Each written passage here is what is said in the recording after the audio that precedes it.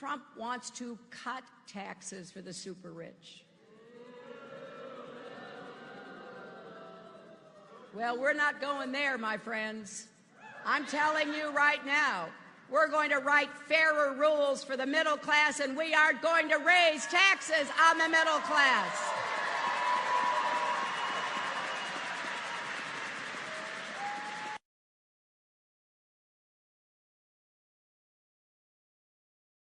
Trump wants to cut taxes for the super rich. Well, we're not going there, my friends. I'm telling you right now, we're going to write fairer rules for the middle class, and we are going to raise taxes on the middle class.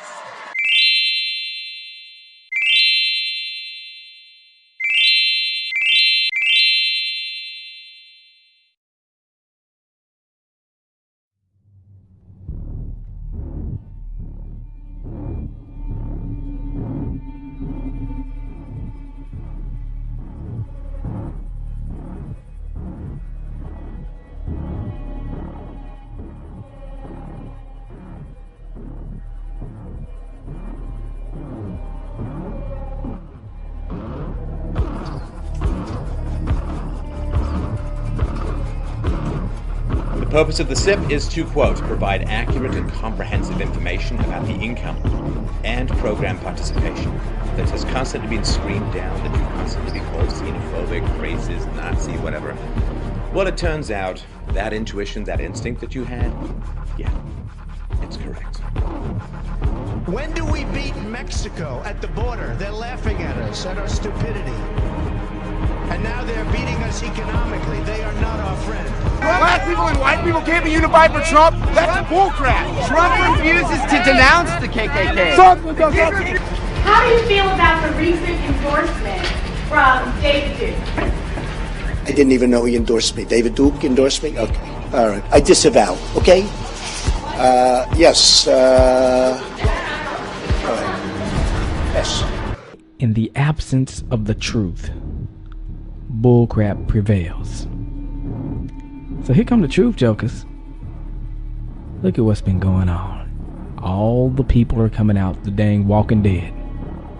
You know, the people who don't pay attention to politics until the election cycle comes around. And they get so emotional. They get all into it, and, you know, they pick their sides and they fight against each other, but in reality, they ain't getting nowhere with it. So you're falling for the little racist angle. You're fighting each other. You're ripping up the signs. And, oh yeah, let me go to this. This is something here.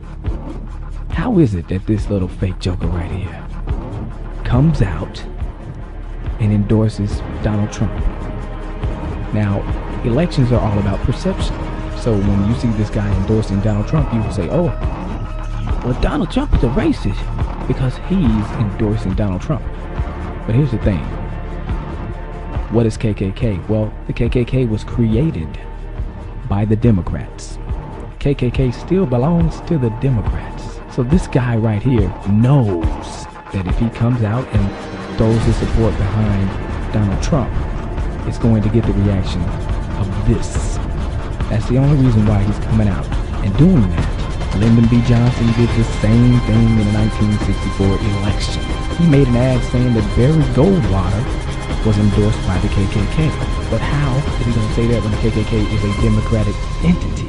They are the prop, and I'm talking about the KKK. The Democrats are the most racist party in history, the only party in American history to kill black people because they wanted them to vote Democrat. Lyndon B. Johnson said, I'll have those N-words voting Democrat for the next 200 years. When he was talking about N-words, he was talking about black people. And black people, they still vote Democrat. Neither have I. You don't know me. You're fucking a white male. So? Today, our country has lost a true American original, my friend and mentor, Robert C. Byrd. Senator Byrd was a man of surpassing eloquence and nobility. There are white. I've seen a lot of white in my time. I admired his tireless advocacy for his West Virginia constituents, his fierce defense of the Constitution and the traditions of the Senate, and his passion for a government that improves the lives of the people it serves. There are white. I've seen a lot of white in my time. They mentioned that he once had a fleeting association with a Ku Klux Klan. And what does that mean? I'll tell you what it means. He was a country boy from the hills and hollows of West Virginia. He was trying to get elected. As Secretary of State, I continued to rely on his advice and counsel. Robert C. Byrd led by the power of his example, and he made all of us who had the honor of serving as his colleagues better public servants and better citizens. Robert C. Byrd left such a legacy. We have given her $20,000 anonymously for her campaign fund. She is friends with the Klan. The KKK endorses Hillary Clinton. About illegal immigrants. She doesn't. She's acting like she does so she can get into office. She's a Democrat. The Klan has always been a democratic organization. People in the streets. Does Hitler not remind you of that? Does Trump not remind you of that? No, explain to me how Trump is like Hitler. Mass deportation. There isn't any sensible approach except to do what we need to do simultaneously. Secure our borders with technology, personnel, physical barriers if necessary in some places, and we need to have tougher employer sanctions, and we need to try to incentivize Mexico to do more. If they've committed transgressions of whatever kind, they should be obviously deported.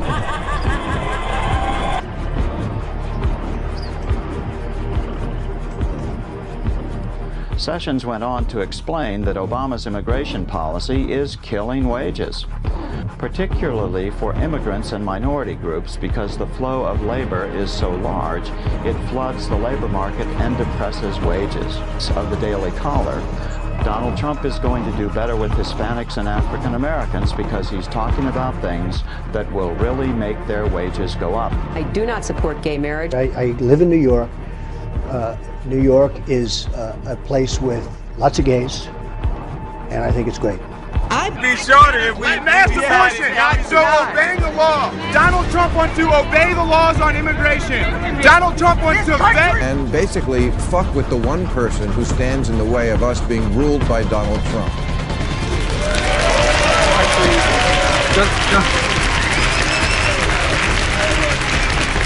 Just before I came in here, we thought we'd do a little search on our files, and I do notice that a William Mayer gave a Clinton-affiliated entity $1 million. Now it's a William Mayer in LA, where that at the time the money came. Perhaps you would like to comment. Is that you? Yeah, I don't think.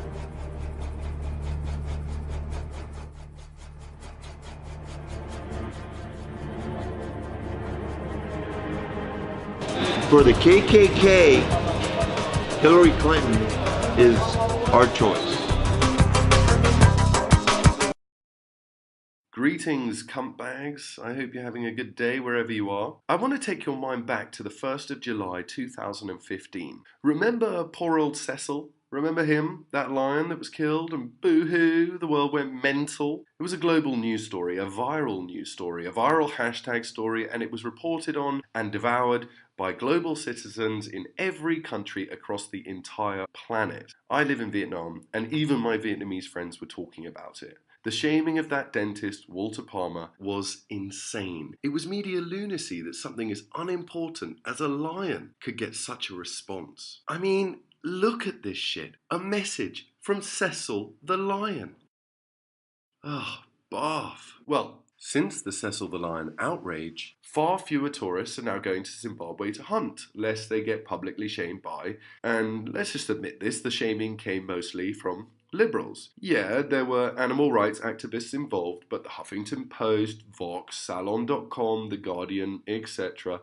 lost their collective minds. It wasn't conservatives or libertarians leading the charge. They weren't on Twitter expressing their outrage or vandalizing Palmer's house, spray painting and leaving lumps of meat in his driveway. The shaming came mostly from liberals. But what about the consequences from this? This is great, right? Less tourists, less hunting, less death. Awesome. The shamings worked. Hooray for free speech. Well, not really. The country's tourist industry has taken a massive hit from this, estimated at around $6 million so far. Wildlife conservation has been cut, hotels and bars have been shut down, and officials are currently in the process of killing 200 lions due to overpopulation. Now, the GDP per capita in Zimbabwe is $600, and the unemployment is around 65%. In fact, the CIA World Factbook puts it at around 95% unemployment. It's hard to get an exact figure because of the political situation on the ground, but essentially it's fucking hard to get a job there, and now it's even harder. Families that relied on tourism to survive have lost their businesses. People are losing money, lions are being killed regardless, and endangered species are receiving less protection from poachers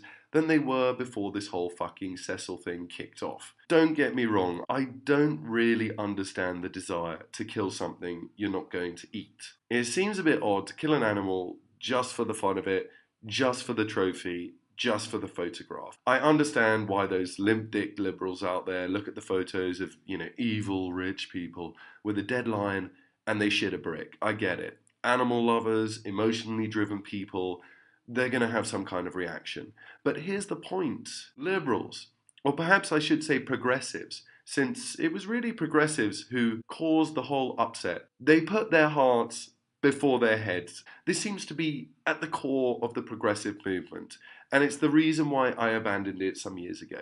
Having the right intentions is more important than considering possible negative consequences. Wanting to be always seen as a good person and virtue signaling and allowing the everyday standard values of goodness to lead your thought process in terms of political ideology, it turns you into a fucking retard. Let me just give you a few examples of this, because there are so many it's absurd. You remember Bill Clinton? He was a caring and compassionate chap, right? During his presidency, he forces banks to change their lending rules so disadvantaged blacks and single mothers can get mortgages. Usually these people would have been too high risk for lenders to touch with a fucking barge pole, but now they were able to have access to loans. Sounds great, right? But it's just another example of putting emotion before logic. And just a few years later, there's a subprime mortgage crisis which leads to a global financial fucking collapse. How about the whole debacle surrounding the next president of the United States? Alright, okay, I'm just kidding. That comeback Clinton will probably get in. But let's be honest. Protesting Trump, blocking roads, provoking Trump supporters and branding them dumb racists is undeniably contributing to his popularity. And it's pushing moderates, who may vote for Sanders, straight into the Trump camp. I mean, these anti-Trump protesters come across as complete dickheads. Because the Ku Klux Klan used to have reign in this country, we can't move forward. We can't move forward and act like people can be unified. This 2016, not 1916. The good old white days are over with. The good old white days are over with. You're fucking a white male! You're a white man! Nobody has to save you because you're a white man who gets to do whatever he wants to in this space, right? Aren't you quite aware by holding that video camera on me that you are surrounded by your privilege, right? Take your privilege somewhere else, please. All right? These Sanders people are such an unattractive group. Their intention, stop people voting for Trump. But the consequence? More people will vote for Trump. Then there's political correctness, which liberals always describe as simple good manners and being respectful. But this desire to limit free speech in an attempt to protect minority communities from harmful words makes any issue involving race near impossible to discuss openly and honestly in public, especially if you're white. So good intention and again, negative consequence. Moving on. We hear liberals wanting to increase tax rates for the rich all the time. They're always going on about it. But this leads to government revenue decreases. Yes, tax rates and revenues are not always connected. Why? Because rich people respond to tax rate increases by restructuring the financial nature of their companies so they don't have to pay extra tax, or they fire people, or they move operations overseas to avoid tax, or they take their money out of the country, which means banks have less to lend to those who need it, and the wheels of the economy begin to slow, and the movement of money stagnates, which hurts everyone. And let's not forget that you're not taxing rich people anyway. You're taxing people's income. People who used to be poor and have worked their way up the ladder to a point where they now receive a decent salary. And then you punish them for being productive members of society. You fucking idiots. The welfare state. Another example which sounds lovely on paper, just like nearly every other liberal idea, and yet it has led to an epidemic of fatherless families, teen pregnancy, and in turn, a breakdown of communities and a dramatic increase in crime. I could go on and on and on for ages, for years, with example after example of good intentions resulting in unintended negative consequences. And the strange thing is, liberals never seem to learn from their mistakes. They lay blame just about anywhere else, because surely it's impossible for a good intention to have a negative consequence, right? That's just impossible. They even get quite conspiratorial at times when they disassociate themselves from any responsibility. So the bankers take all the blame for the financial collapse and the government gets a free pass, and black on black crime and teen pregnancy has nothing to do with the welfare state. It's white supremacy or oppression that's producing these kind of results. And at any rate, shut the fuck up, you racist. Let's talk about police brutality instead. It's the rich who get the blame for tax avoidance, not the government, for constantly changing the rules of the game, inventing new tax codes, and expanding to the point where efficiency becomes impossible. And it's the right thing to do to shame Trump and his supporters. It's working. Well, I suppose time will tell on that one. But there are a lot of people out there looking at you and thinking, these people are dicks. This leads me to believe one of a few options about liberal mentality. It's perfectly possible that they simply haven't considered anything I said in this video. The obviously right thing to do is clearly the right thing to do, and if it feels right, it's probably right. So, fuck it. I'm not sure how much we can blame this type of lib, because they're just ignorant. We can call this type of person the dumb college student. They may well change as they get older, as often happens, and as happened to me. The second option yields a more disparaging analysis. Liberals are ultimately selfish. Their proselytizing is little more than virtue signaling. They express liberal sentiments because it makes them feel good and it makes them look compassionate in public. We'll call this one the Facebook liberal, because they're forever just looking for likes. And finally, there's the deluded liberal. They have seen the policies they support fail time and again, but they keep pushing, refusing to take off their rose-tinted glasses, refusing to see the world without their ideological lens. It doesn't matter if you explain the inefficiency of government or provide compelling evidence that links the breakdown of the family to the welfare state, you can't convince them. Even if they admit failures, they'll just say something like, just because it hasn't worked in the past, that doesn't mean we shouldn't stop trying. Don't you care about the poor? This kind of liberal is the most dangerous because they are happy to let millions of people suffer for their failed social experiments in the hope that one day everyone will be equal, everyone will be happy, and the world will enter an era that they've always dreamed of, the liberal utopia. For this type of person, the ends justify the means. They unquestionably would silence political opposition, and they are authoritarian in action and totalitarian in thought. We'll call this kind the liberal cunt, because that's what they are. So, how to wrap up this diatribe of anti-liberal sentiment? I suppose with a simple conclusion. Liberalism. It sounds good, but it's retarded. Ta-ta. Stand with the masses, stand with the crew, it's live and direct.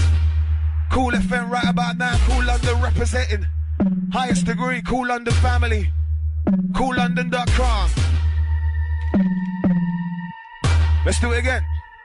Cool.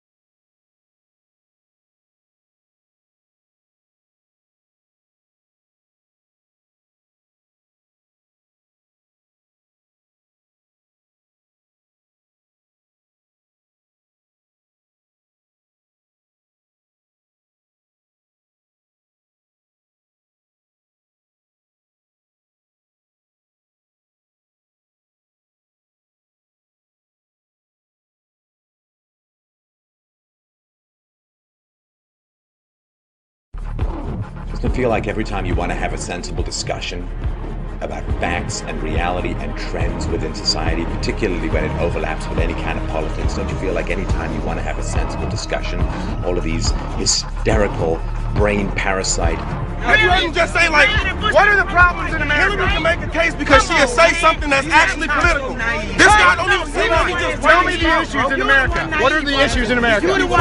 First off, people like me are dying. The bank's running everything.